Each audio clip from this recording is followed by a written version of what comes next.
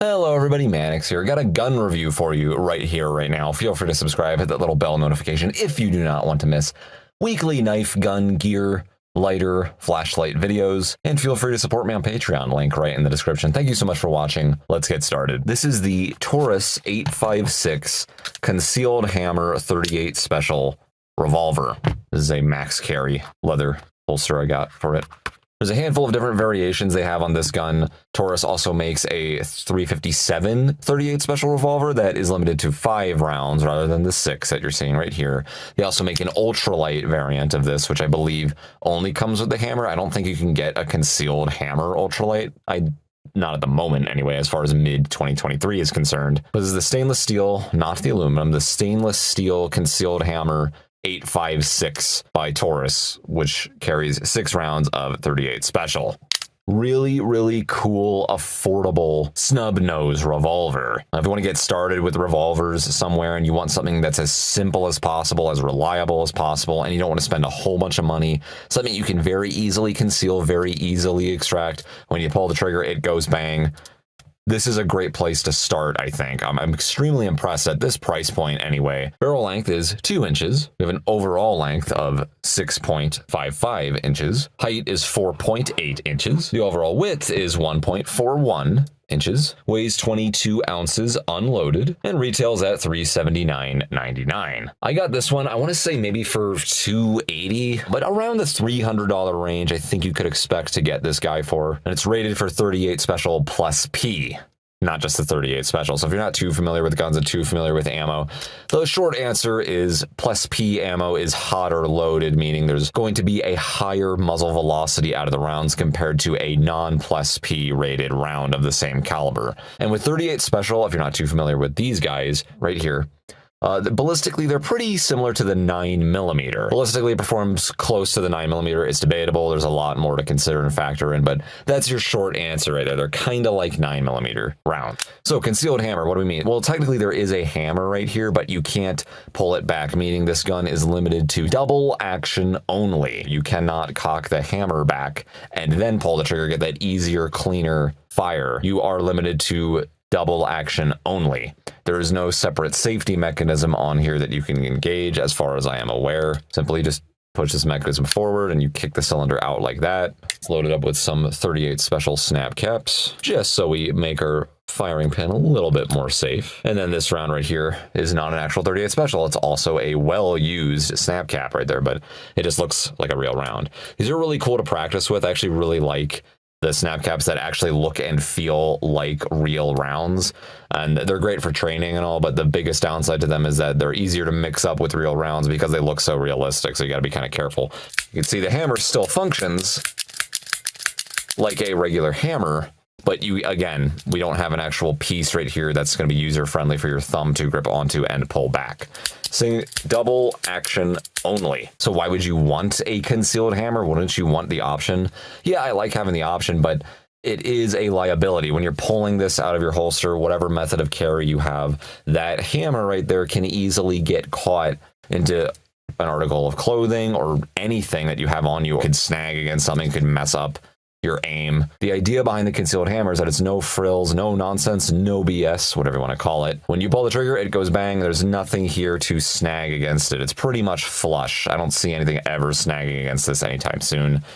So it still functions just like a normal revolver. It has that same old classic reliability we all like about revolvers. Most of us, anyway. You don't have to deal with a piece sticking out that potentially could get snagged against something. So if you want to conceal something that's really small, really short, this is a great gun to go with. And again, just for about $300 or so, you really can't go wrong. I've had no issues whatsoever with this gun. I've never had a failure whenever I fired it, which is to be expected with revolvers. It's kind of hard to dig up a revolver. Revolvers are very, very simple, tried and true pieces of hardware. They do not suffer from too many parts syndrome. When you have an automatic handgun that has a magazine going into it, you have more parts that have to communicate and interact with each other. If something goes goes wrong somewhere, if something's not oiled up all the way, if something's just a little bit slow or something's a little bit defective, you got one lemon, one thing wrong, and the whole thing does not work. Failure to extract, failure to feed. There's a plethora of problems that can occur. It's just kind of how liabilities work and how Murphy's Law works.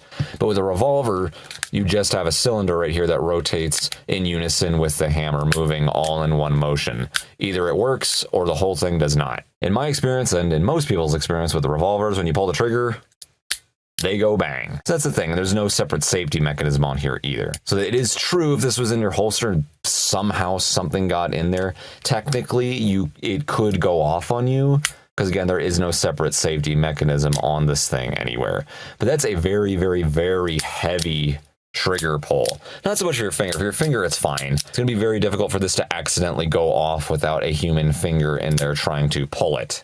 Nothing's going to get in there and pull that trigger, I promise you. Really love this handle on here too. I'm kind of hit and miss with Taurus's handles, but whatever this style one is, I love it. They put this on their Judges, larger version of this, but I love how wide it is.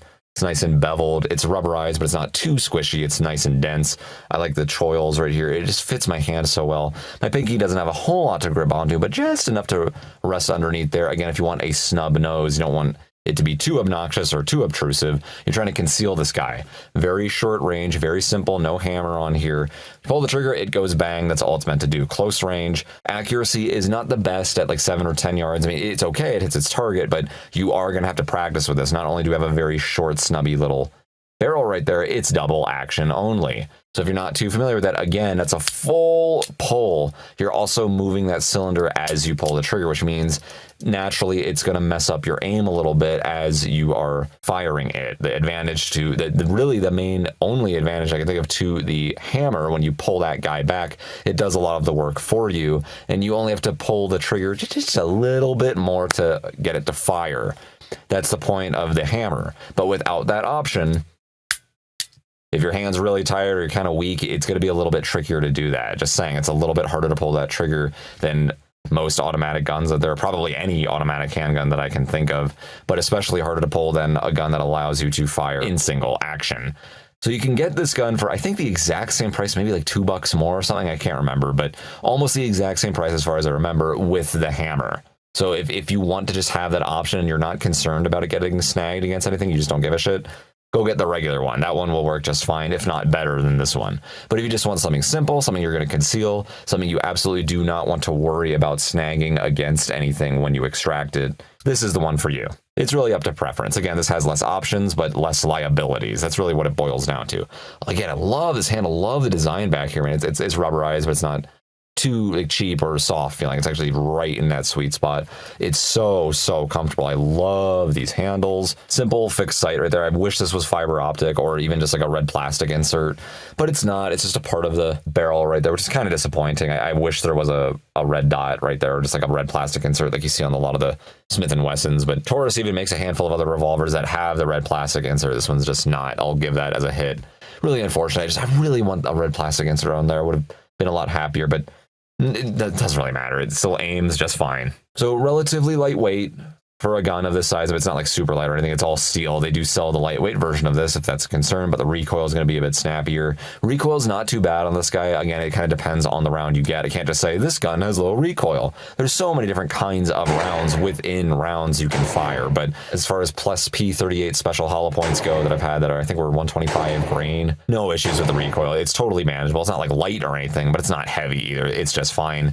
If you can handle the trigger pull on this guy, you can handle the trigger pull on probably any 38 special you throw in here. So it's comfortable, it's small, reliable.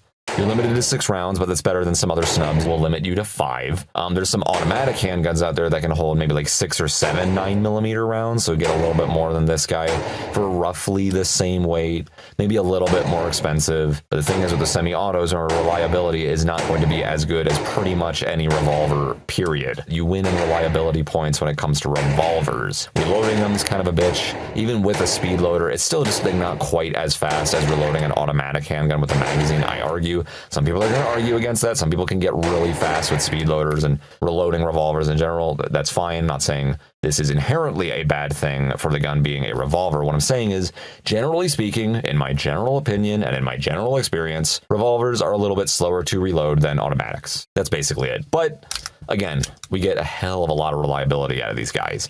And so for something with only 6 rounds, you probably want reliability more than anything because we don't have a whole lot of capacity to work with. Instead, we want to make sure those shots count.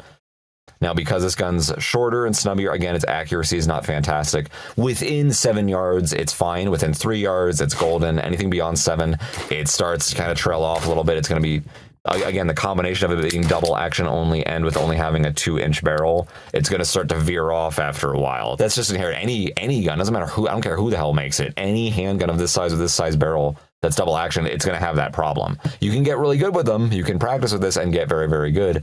I'm just saying it's not going to be nearly as easy as many other handgun options out there. But if you want this compact size, this simplicity, this reliability, no frills, as little liabilities as possible, this is an excellent gun to go with for the $300 range. It's very, very impressive, actually. Great defensive option. I just carry this inside the waist with this holster currently. No belt even needed as long as your pants don't fall down or anything. Perfect. It's a great, very simple gun that I can rely on. You can whip this out real quick. As soon as you pull that trigger within a couple feet, it's a get off me revolver, and I really, really like it for that. Now, one thing I'll just mention last about the 38 Special. A lot of people are a big fan of the 38 Special, but many people will tell you you want to use a 357 Magnum for defense. The 38 Special is just not good enough. It kind of depends on who you talk to. With this style gun that's a snub nose, I think the 38 Special Plus P is perfect. I think there's no problems because you're going to be firing probably at their belly or very, very, very close range anyway if you had a gun of this size and with this size barrel. I don't know why you would need anything larger than a 38 Special for this style gun. When we get into the longer revolvers, like a 4-inch, that's a little bit different. I'd want 357 Magnum as well. But if we're shooting dead on, even at 22, hollow point can kill someone at that range. So 38 Special, I have no problems with whatsoever. A lot of people talk about the 12-inch rule when we're talking about ballistic gel. What that means is that would be a bullet that is able to fire through a person's arm, through the bones, through the muscles, and get into their thoracic cavity, stop an organ in there, stop the threat. 38 Specials typically do not win when it comes to that test in particular. They might be just short, but again, that's talking about going through somebody's arm and then into their thoracic cavity. With this style gun, when you're probably going to be head on with somebody attacking you very close, you're probably going to be in the vicinity of their thoracic cavity in the first place. And even at that range, if you're like dead on, you're going to go through their arm and get into their thoracic cavity anyway. Every gun, every ammunition style, how they're loaded, it all is about context, I argue. That's what you get today. That is the Taurus 856 Concealed Hammer 38 Special Plus P snub nose revolver. Amazing, amazing gun for the money. You really can't beat a snub nose revolver at this price. Thank you so much for watching. Manix out.